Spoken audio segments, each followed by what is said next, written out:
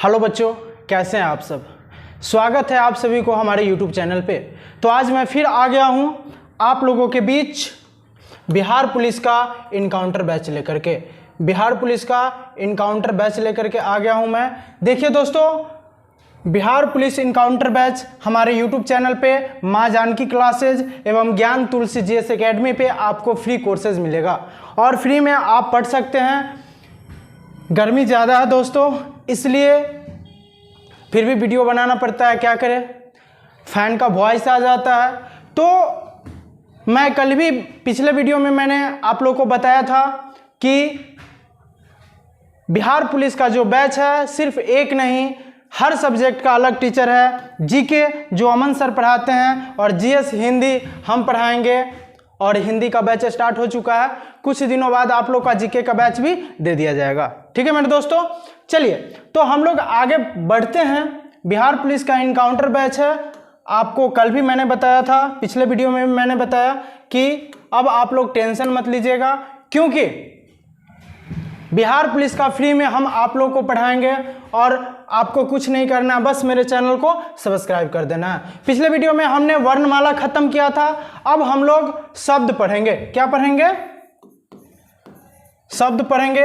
वर्णमाला खत्म हो चुका था और वर्णमाला से जो भी क्वेश्चन होगा आपके एग्जाम में पूछा गया हो सारा, उसका आपको डिस्कस करा दिया जाएगा। बस एक दो दिन में वो भी वीडियो आपके सामने आ जाएगा। जो भी बिहार पुलिस कांस्टेबल हो या बिहार फॉरेस्ट गार्ड हो या मद्य निषेध कांस्टेबल हो, सारा में जो भी वर्णमाला से क्वेश्चन पूछा गया उसका डिस्कशन आप लोग के पास करा दिया जाएगा। आज हम लोग पढ़ेंगे शब्द। शब्द से भी एक दो क्वेश्चन आ जाता है। हमने पिछले वीडियो में पढ़ा था कि वर्णों के सार्थक समूह को वर्णमाला कहते हैं। वर्णों के सार्थक समूह को वर्णमाला कहते हैं। तो इसमें हम लोग क्या लिखेंगे?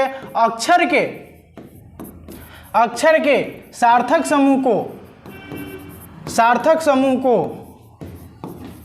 अक्षर के सार्थक समूह को शब्द कहते हैं। अक्षर के सार्थक समूह को क्या कहते हैं? शब्द कहते हैं। अब देखिए, मैंने पिछले वीडियो में बताया था कि एक से अधिक वर्ण मिल करके एक अक्षर का निर्माण करता है। कैसे? तो र प्लस आ प्लस म प्लस अ, मतलब ये क्या हुआ? राम हुआ। राम को तोड़िए अक्षर में, तो रा प्लस म। तो हमने क्या बताया था? तो एक से अधिक वर्ण मिलकर के किसका निर्माण करता है दोस्तों? तो एक अक्षर का निर्माण करता है। और एक से अधिक अक्षर आपस में मिलता है तो किसका निर्माण करता है? शब्द का निर्माण करता है। किसका निर्माण करता है? शब्द का निर्माण करता है। तो यही हमने पिछले वीडियो में बताया था। तो शब्द किसे कहते हैं? तो अक्षरों के सार्थक समूह को क्या कहते हैं? या सार्थक समूह के शब्द क्या कहते हैं? शब्द कहते हैं। अब शब्द कितने प्रकार के होते हैं? तो रचना या बनावट के दृष्टि से, रचना या बनावट के दृष्टि से शब्द तीन प्रकार के होते हैं। लिखते चलिएगा आप लोग, रचना या बनावट के दृष्टि से शब्द तीन प्रकार के होते हैं। लिखते चलिए दोस्तों, रचना या बनावट के दृष्टि से शब्द तीन प्रकार के होते हैं। पहला रूढ़, दूसरा यौगिक और तीसरा योगरूढ़। तीसरा योगरूढ़। रचना या बनावट के दृष्टि से शब्द कितने प्रकार के होते हैं? तो रचना या बनावट के दृष्टि से शब्द तीन प्रकार के होते हैं। कौन कौन? तो रूढ़, यौगिक और योगरूढ़। अब हम लोग पढ़ेंगे रूढ़। रूढ़ किसे कहते हैं? रूढ़ किसे कहते हैं? वैसा शब्द जिसका खंड सार्थक न हो। वैसा शब्द जिसका खंड सार्थक न हो, सार्थक न हो, उसे क्या कहते हैं? उसे रूढ़ कहते हैं। रूढ़ कहते हैं। अब देखिए मेरे दोस्तों, लिखते चलिएगा आप लोग। मैंने बताया है कि लिखते चलिएगा, फिर मैं आपको समझाऊंगा। ठीक है? वैसे शब्द जिसका खंड या टुकड़ा वैसे शब्द जिसका खंड सार्थक न हो उसे क्या कहते हैं? उसे हम क्या कहते हैं? उसे रूढ़ कहते हैं। उदाहरण लिखिए।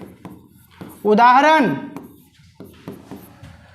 चल, पल, कल, मल etc।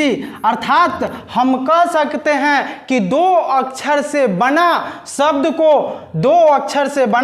को क्या कहते हैं? रूढ़ कहते हैं। अर्थात हम कह सकते हैं कि दो अक्षर से बने शब्द को रूढ़ कहते हैं। कैसे? तो हमने बताया वैसा शब्द जिसका खंड सार्थक न हो। तो मानिए चल च प्लस ल, क्या इसका खंड सार्थक है? इसका कोई अर्थ निकलता है?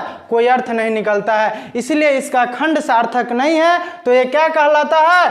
रूढ़ कहलाता है। अब हम यौगिक पढ़ाएंगे तो फिर आपको समझ में आ जाएगा यौगिक में क्या लिखा गया है। यौगिक में पहले समझिए और फिर उसके बाद समझ लीजिएगा यौगिक किसे कहते हैं। तो वैसा शब्द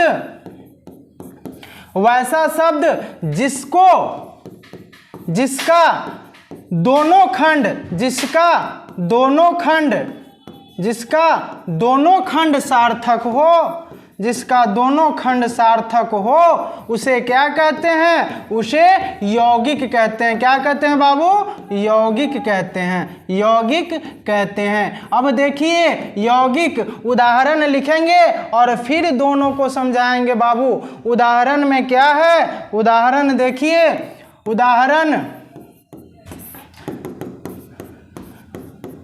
गंगा जल पुस्तकालय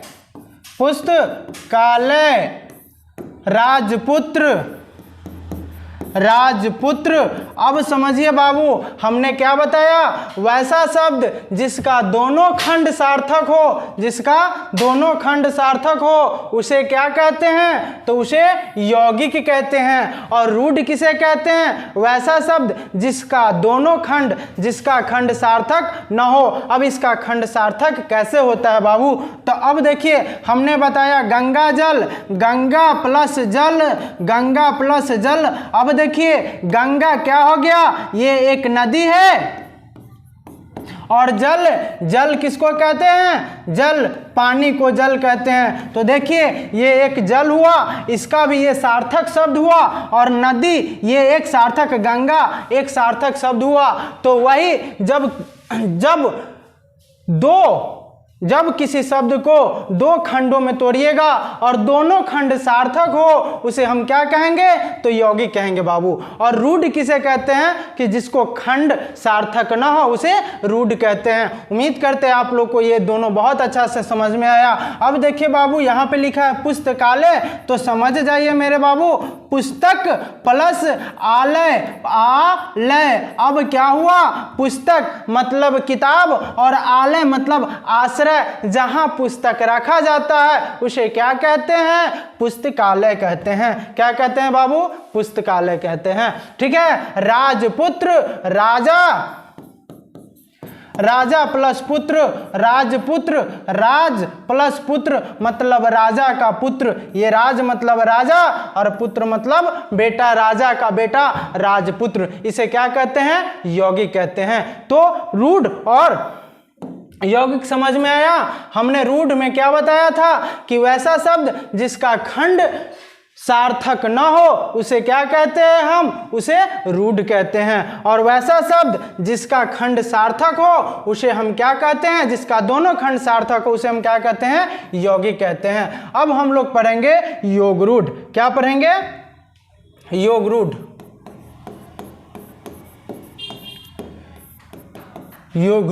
क्या पढ़ेंगे? योग रूढ़। योग रूढ़ किसे कहते हैं? तो वे शब्द जो, लिखते चलेंगे बाबू, वे शब्द जो अपना वास्तविक अर्थ छोड़कर, वे शब्द जो अपना वास्तविक अर्थ छोड़कर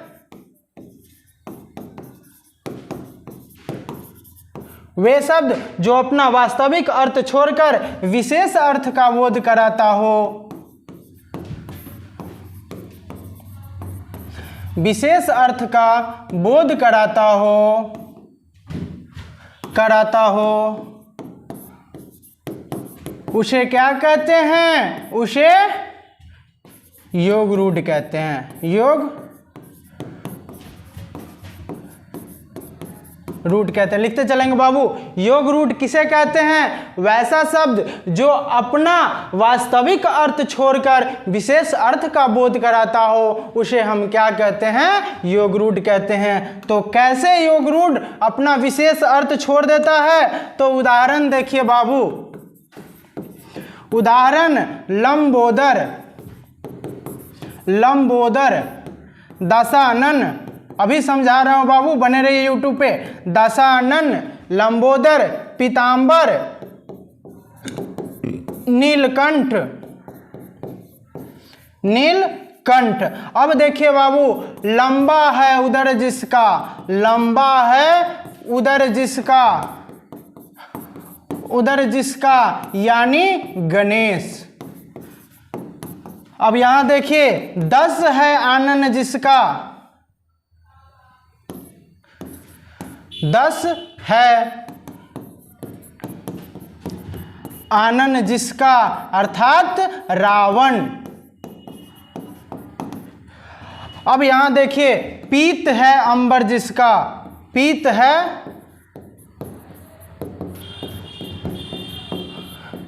अंबर जिसका क्या? शंकर।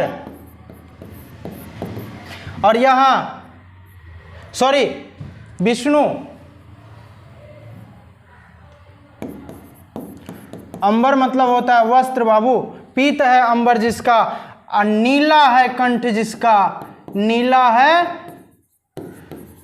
कंठ जिसका अर्थात शंकर, अर्थात शंकर। अब मेरी बातों को समझिए। देखिए बाबू, हमने क्या कहा था? वैसा शब्द जो अपना सामान्य अर्थ छोड़ करके एक विशेष अर्थ का बोध कराता हो उसे क्या कहते हैं? तो उसे हम योग रूढ़ कहते हैं। क्या कहते हैं उसे? योग रूढ़ कहते हैं। क्या कहते हैं? योग रूढ़ कहते हैं। क्या कहते हैं उसे? योग रूढ़ कहते हैं। ठीक है। अब देखिए अपना सामान्य अर्थ, सामान्य अर्थ क्या है? लंबोदर। और उसका ये लंबोदर अपना सामान्य अर्थ छोड़ करके एक विशेष अर्थ का बोध कराया गणेश। अगर कहा जाए लंबोदर तो हम लोग क्या बोलेंगे? गणेश। तो देखिए ये अपना सामान्य अर्थ छोड़ करके एक विशेष अर्थ का बोध कराया, उसे क्या कहते हैं? योग रूढ़ कहते हैं। तो यही है कि लंबा है उधर जिसका मतलब गणेश, 10 है आनंद जिसका मतलब रावण। अगर बोल दे दशानन तो ये अपना सामान्य अर्थ छोड़ करके हम लोग एक विशेष अर्थ प्रयोग कर लेंगे और पकड़ लेंगे जिसका नाम रख देंगे रावण। अर्थात 10 है आनंद जिसका, उसे क्या कहते हैं? रावण कहते हैं। ठीक है बाबू, तो ये समझ में आया रूढ़, योग रूढ़ और यौगिक समझ में आया। अब देखिए रूढ़ में योग रूढ़ में कहा गया है जितने भी बहुव्रीहि समास है, एक पॉइंट लिख करके लिख लीजिए बाबू, सारा लिखते चलिएगा। जितने भी बहुव्रीहि समास है सभी योग रूढ़ का उदाहरण है, योग रूढ़ का उदाहरण है, योग रूढ़ का उदाहरण है।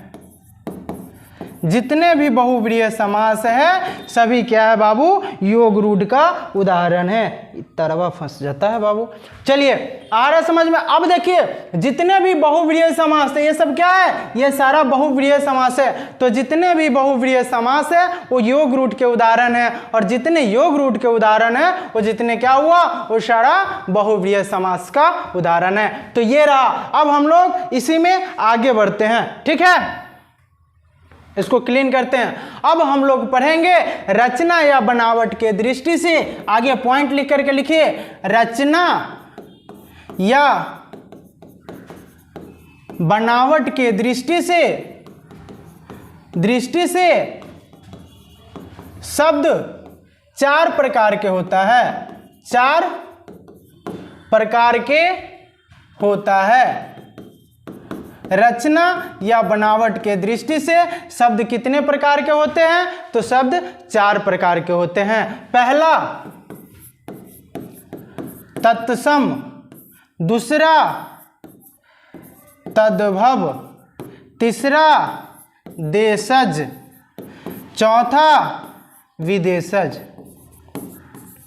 विदेशज। रचना या बनावट के दृष्टि से शब्द कितने प्रकार के होते हैं? तो 4 प्रकार के, तत्सम, तद्भव, देशज और विदेशज। अब हम लोग तत्सम पढ़ेंगे। तत्सम क्या कहता है? रचना का अर्थ होता है कि निर्माण, बनावट का अर्थ होता है निर्माण। तो पहला क्या है? बनावट, रचना या बनावट की दृष्टि से शब्द कितने प्रकार के होते हैं? तो रचना या बनावट की दृष्टि से शब्द 4 प्रकार के होते हैं। पहला क्या है बाबू? तत्सम। चलिए तत्सम देखते हैं क्या है। अब यहां समझ में आइए, तत् सम इज इक्वल टू तत् प्लस सम। तत् प्लस सम लिखते चलिएगा और समझते भी चलिएगा। तत्सम इज इक्वल टू तत् प्लस सम। अब देखिए बाबू, तत् इज इक्वल टू होता है उसके, और सम इज इक्वल टू होता है समान। अर्थात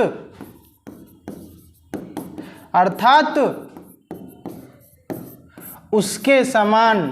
किसके समान? तो संस्कृत के समान। संस्कृत के समान लिखते चलिए। तत्सम, तत् प्लस सम, तत् इज इक्वल टू उसके और सम इज इक्वल टू समान। अर्थात उसके समान तो क्या? अर्थात उसके समान तो संस्कृत के समान। किसके समान? संस्कृत के समान। अब देखिए आगे पॉइंट बना करके लिखिएगा बाबू, वे शब्द जो संस्कृत से सीधे हिंदी में आया है उसे क्या कहते हैं? उसे तत्सम कहते हैं। क्या कहते हैं? तत्सम कहते हैं। उसे क्या कहते हैं? तत्सम कहते हैं। हमने बताया था उसके समान अर्थात संस्कृत के समान। संस्कृत के जो शब्द जो सीधा हिंदी में आया हो, कोई परिवर्तन नहीं हुआ हो, उसे क्या कहते हैं? तत्सम कहते हैं। तो उदाहरण क्या है बाबू? उदाहरण देख लो। उदाहरण देख लो। उदाहरण अग्नि, वायु, अग्नि, वायु, पाषाण, निद्रा, दुग्ध। ये सब क्या है? ये ऐसे शब्द है जो जिसे संस्कृत में भी इसे अग्नि ही कहा जाता है, संस्कृत में इसे वायु ही कहा जाता है, संस्कृत में इसे पाषाण ही कहा जाता है, संस्कृत में इसे निद्रा ही कहा जाता है और संस्कृत में इसे दुग्ध भी कहा जाता है। और सीधा परिवर्तन न हो करके सीधा क्या हुआ? हिंदी में शब्द आ गया, उसे क्या कहते हैं? तत्सम कहते हैं। अब तद्भव समझिए, तो तत्सम और तद्भव एक साथ समझ में आ जाएगा बाबू। चलिए तद्भव, हमने तत्सम पढ़ा, अब तद्भव पढ़ते हैं, फिर समझ में आ जाएगा। तद्भव, तद्भव लिखिए, तद्भव लिखते चलिएगा। तद्भव, अब यहां लिखिए तद्भव इज इक्वल टू तत् प्लस भव। तत् इज इक्वल टू उससे और भव इज इक्वल टू होना।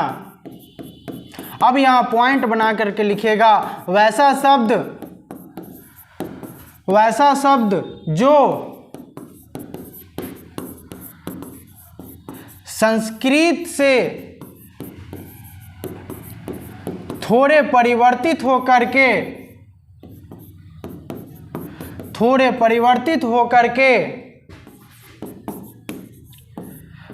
के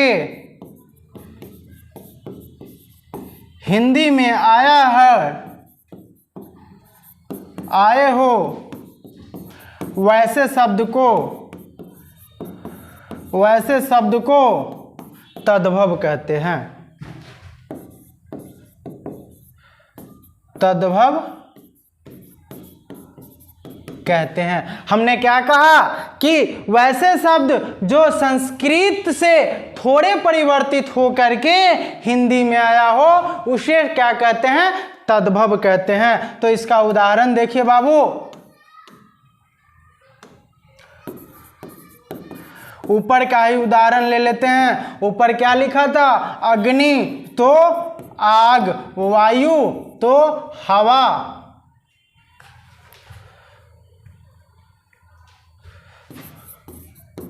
हवा, निद्रा तो नींद, आगे क्या लिया था, नींद ले लीजिए, सूरज ले लीजिए,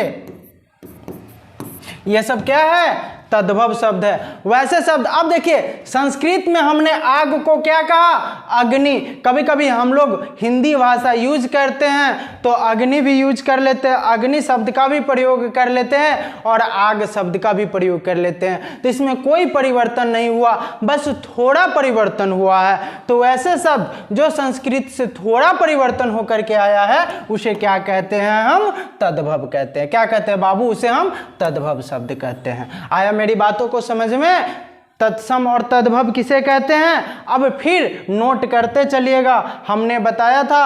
अब एक साइड लिखिए तत्सम और एक साइड लिखिए तद्भव। इसको क्लीन कर दे या फिर नीचे थोड़ा मूव कर देते, आप लोग लिख लीजिएगा। देखिए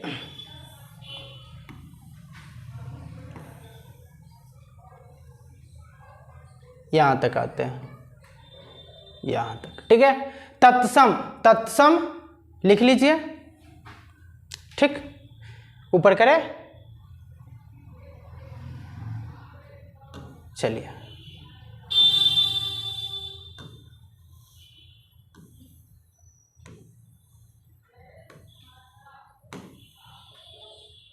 गर्मी बहुत है बाबू, पसीना से एकदम हालत खराब है, गर्मी से बहुत ज़्यादा गर्मी। चलिए एक साइड लिखेंगे तत्सम शब्द और दूसरे साइड लिखेंगे तद्भव शब्द, तद्भव शब्द। अब देखिए कौन से ऐसे शब्द है जो तत्सम से थोड़ा परिवर्तित होकर के तद्भव में आ गया हो। तो पहला निद्रा, निद्रा का क्या होगा बाबू, निद्रा, निद्रा का नींद, क्या होगा, नींद। आगे क्या है, भिक्षा, भिक्षा का क्या होगा बाबू, भिक्षा का हो जाएगा भीख। आगे क्या है बाबू, सूर्य, सूर्य का क्या हो जाएगा, सूरज, ठीक है। आगे क्या है बाबू, अग्नि, अग्नि का क्या हो जाएगा, अभी बताया था हमने, अग्नि का आग। दुग्ध का क्या हो जाएगा, पिछले अभी बताया था, दुग्ध का दूध, ठीक है। आगे सत्य का, सत्य का क्या हो जाएगा बाबू, सच, सत्य का सच। लिखते चलिए, ऊपर स्क्रॉल करें, चलिए सत्य का सच हो जाएगा। अश्रु का, अश्रु का आंसू, अश्रु का क्या हो जाएगा, आंसू। ओष्ठ का ओठ, ओष्ठ का क्या होगा बाबू, ओठ। तो आपके एग्जाम में तत्सम तद्भव से ज्यादा प्रश्न आते हैं, ठीक है बाबू। कुष्ठ का, देखिए कुष्ठ एक रोग है, गांव देहात में कहते हैं ना, कोर फूट जाता तोरा, तो वह कोर, कुष्ठ के कोर। पहले हम लोग, पहले संस्कृत में क्या होता था, कुष्ठ रोग हो गया है, किसी को क्या कहते थे, कुष्ठ रोग हो गया। अब क्या कहता है, किसी को कोढ़ हो गया है, क्या कहते हैं, कोढ़ हो गया है, ठीक है। मस्तक, मस्तक का क्या होगा,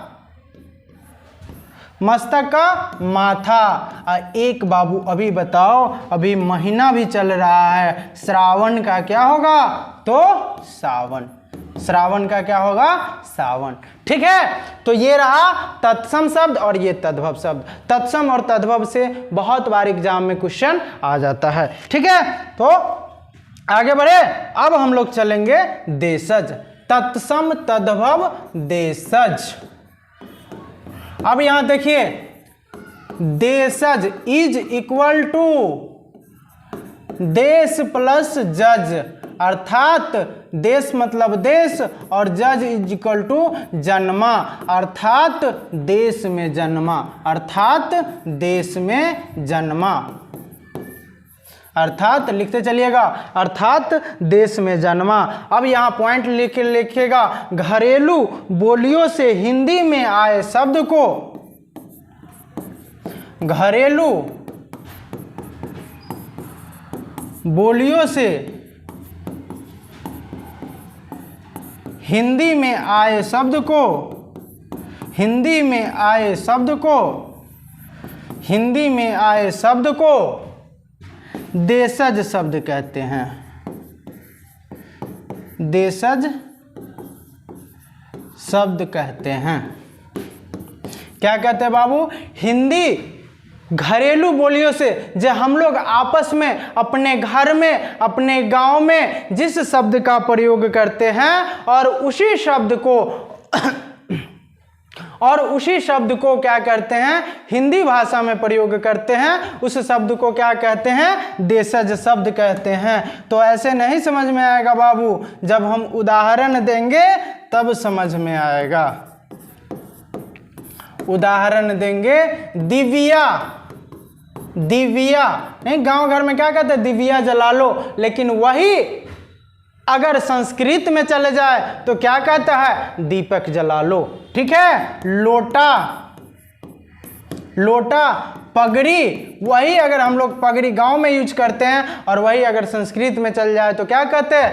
पाग कहते हैं। ठीक है मेरे दोस्तों, तो ये रहा, बात समझ में आ रही है? बहुत सारा शब्द है, थैला है, टांग है, लिख लीजिए, थैला, टांग। टांग को क्या कहते हैं? पैर कहते हैं, लेकिन क्या कहते हैं गांव घर में? मेरा टांग टूट गया। तो ये क्या है? घरेलू बोलियों, हमारे जो घर में हमारे गांव में जो भाषा बोली जाती है और उसी भाषा को हम लोग क्या कहते हैं? हिंदी भाषा में बदल लेते हैं, उस भाषा को क्या कहते हैं? देशज शब्द कहते हैं। गांव में देखते होइएगा, कभी कभार कोई व्यक्ति बोलता है कि मेरा टांग टूट गया, कोई व्यक्ति बोलता है उसका पैर टूट गया, तो वही टांग जो है वो क्या हो गया? हमारा देशज शब्द हो गया। ठीक है, तो देशज शब्द समझ में आ गया बाबू। तो अब चलेंगे विदेशज शब्द में, विदेशज शब्द में कहाँ चलेंगे? विदेशज शब्द में। तो फिर वही हाल, विदेशज इज इक्वल टू विदेश प्लस ज, अर्थात ज इज इक्वल टू जन्मा, अर्थात विदेश में जन्मा शब्दों को, अर्थात विदेश में जन्मा शब्दों को विदेशज शब्द कहते हैं, विदेशज शब्द कहते हैं। अर्थात विदेश में जन्मा शब्दों को विदेशज शब्द कहते हैं। विदेशज शब्द किसे कहते हैं? जो विदेश में जन्मा हो उसे विदेशज शब्द कहते हैं। अब इसका भाषा, विदेशी भाषाओं के वे शब्द, लिखिए पॉइंट दे करके, विदेशी भाषाओं के वे शब्द जो हिंदी में, भाषाओं के वे शब्द जो हिंदी में घुल मिल गए हो,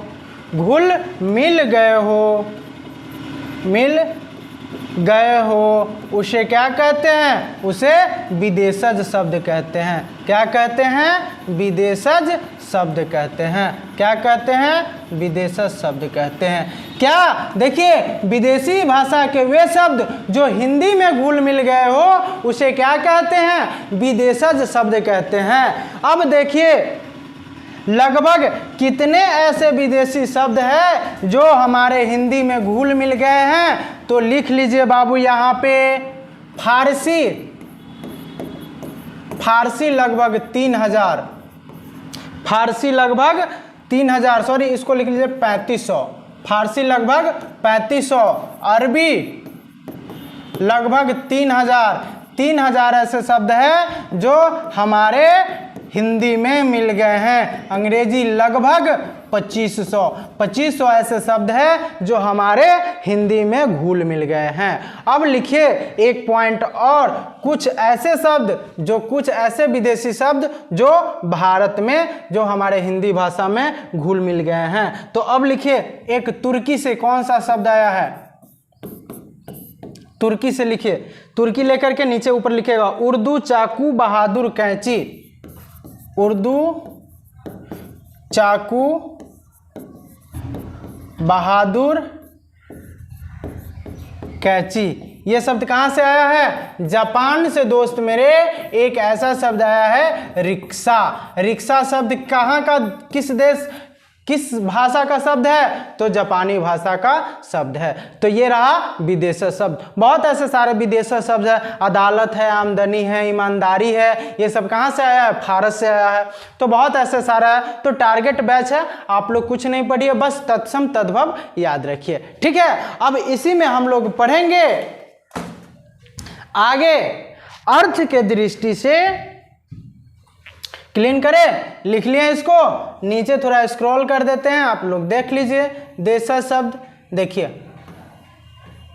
विदेशज शब्द, विदेशज शब्द यहाँ से आपको लिखना है तो लिख लीजिए। विदेशज शब्द किसे कहते हैं? वैसे शब्द, वैसे विदेशी भाषा का शब्द जो हिंदी में घुल मिल गया हो उसे क्या कहते हैं? विदेशज शब्द कहते हैं, ठीक है। चलिए अब हम लोग क्लीन कर ले इसको। चलिए क्लीन कर दिए। अब क्या लिखेंगे? पॉइंट देकर के बाबू लिखिए, अर्थ के दृष्टि से शब्द के दो भेद होते हैं। दो भेद होते हैं। अर्थ के दृष्टि से शब्द के दो भेद होते हैं। आप कहिएगा सर लिखते हैं तो कभी उजला में लिखते हैं, कभी लाल में लिखते हैं। तो बउआ जी का होता है, एकरा पीछे ना ललका लागल है, एकरा आगे ना उजरका लागल है। तो इसको सीधा करके लिखते हैं तो उजर लिखाता है, तनका टेढ़ा कर देते हैं तो लाल हो जाता है। ऐसे लिखते हैं तो उजर, तो कभी कभी टेढ़ा हो जाता है तो क्या हो जाता है? लाल हो जाता है। तो इसके लिए टेंशन मत लीजिए, आप लाल रहिए, ऊपर से लाल लिखा रहा है उसका टेंशन आप मत लीजिए। तो अर्थ के दृष्टि से शब्द के कितने भेद होते हैं? तो दो भेद होते हैं। पहला सार्थक और दूसरा निरर्थक। पहला सार्थक और दूसरा निरर्थक। अर्थ के दृष्टि से शब्द के कितने भेद होते हैं? तो दो भेद, पहला सार्थक और दूसरा निरर्थक। अब सार्थक शब्द किसे कहते हैं और निरर्थक शब्द किसे कहते हैं? वे शब्द जिसका कोई कोशगत अर्थ निकले, वे शब्द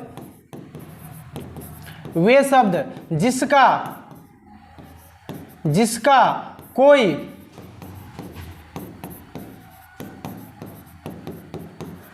कोशगत अर्थ निकले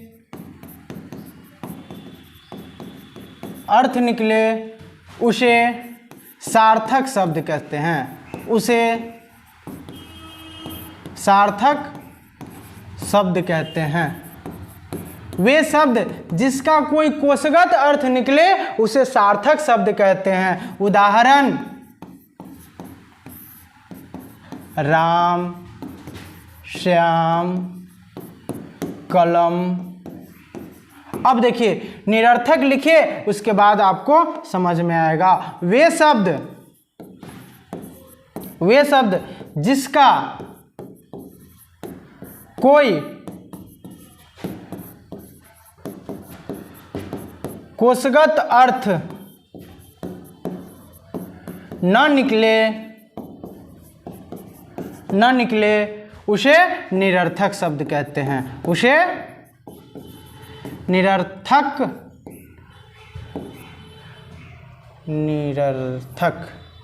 सार्थक निरर्थक शब्द कहते हैं।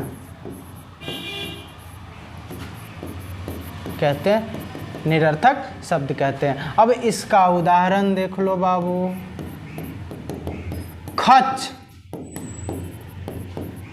चुम्हाना। अब इसका कोई अर्थ निकलता है? कोई अर्थ नहीं निकलता है। और इसका अर्थ निकलता है कि ये राम है, ये श्याम है, ये कलम है। तो इसका एक कोशगत अर्थ निकलता है, इसीलिए ये क्या है? सार्थक शब्द है। इसका कोई कोशगत अर्थ नहीं निकलता है, इसलिए ये निरर्थक शब्द है। ठीक है, आया समझ में? तो ये रहा शब्द का चैप्टर। आप लोग का टारगेट बैच है तो सिर्फ वहीं से पढ़ाया जा रहा है जहां से बार बार क्वेश्चन पूछा जाता है एग्जाम में। ठीक है मेरे दोस्तों? ठीक है बच्चे, अब देखिए हमने बिहार पुलिस का ये इनकाउंटर बैच चल रहा है जिसमें हिंदी पढ़ाई चल रही है। हिंदी में आपको विलोम शब्द, मुहावरा, अनेक शब्द के बदले एक शब्द,